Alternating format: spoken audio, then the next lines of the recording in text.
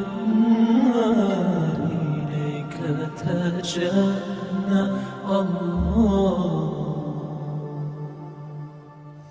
Chers frères, chères sœurs, chers amis, bienvenue à notre émission à la lumière de l'islam. Assalamu alaikum wa rahmatullahi wa barakatuh.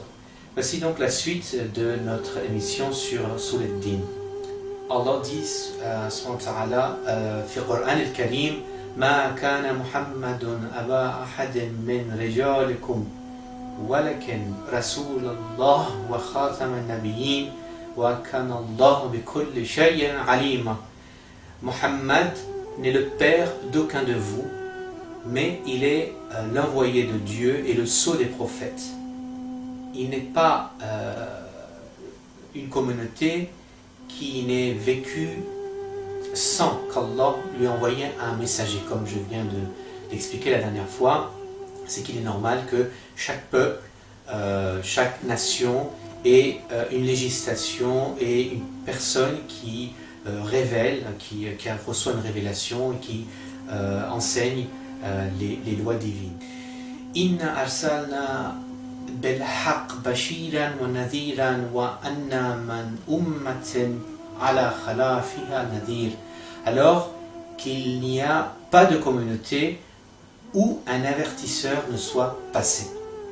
Allah subhanahu wa ta'ala dit encore dans le Coran, certes, nous avons descendu la Torah en laquelle il y a une direction et une lumière, et avec laquelle les prophètes qui s'étaient soumis jugeaient ceux qui se sont judaïsés. Les envoyés d'Allah sont des êtres humains, créés, ne possédant aucune particularité d'un Rabb, d'un créateur, ni celle d'une divinité. Allah subhanahu wa ta'ala dit à propos de son prophète Muhammad qu'il est à la tête de tous les messagers, et même le plus important détenant le plus haut rang. La ilaha illallah Muhammad Rasulullah. La ilaha illallah Muhammad Rasulullah. Alayhi salatullah, alayhi salatullah. Pour pouvoir avoir la possibilité de transmettre le message du divin, il doit avoir la particularité d'être infaillible, c'est-à-dire d'être loin de tout péché, le ma'asoum. C'est une chose très importante que tous les prophètes et les envoyés de Dieu avaient. 600 ans à peu près après le départ, enfin après le message de Jésus, la péninsule arabe était malheureusement couverte d'obscurantisme et du polythéisme et de beaucoup d'autres problèmes moraux et éthiques.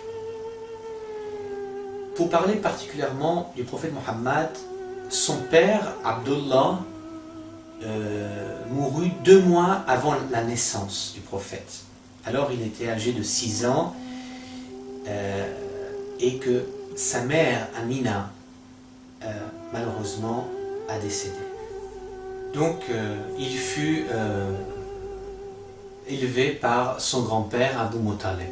Mais 2 ans, 2 mois et 10 jours après la mort de sa mère, Abu Muttalib tomba gravement malade.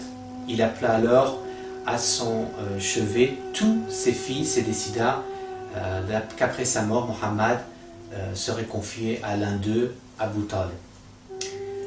Abu Muttalib mourut quelque temps plus tard, alors que le prophète Muhammad n'avait que 8 ans.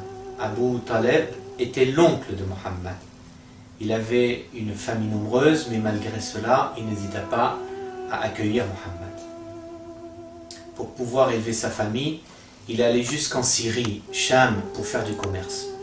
Il avait l'habitude de se rendre dans une grotte, le prophète Muhammad, au mont Hira, pour méditer. Ce fut là, pendant une nuit du mois du Ramadan, à l'âge de 40 ans, que soudainement, Muhammad sallallahu alayhi wa sallam perçut une présence dans le silence de la nuit. Une voix se fit entendre. Iqra, lis. Lis. Muhammad était tellement bouleversé. Il ne savait pas lire étant donné qu'il était illettré. Mais lorsque la voix répéta l'ordre, c'est comme si la terre se mit à trembler.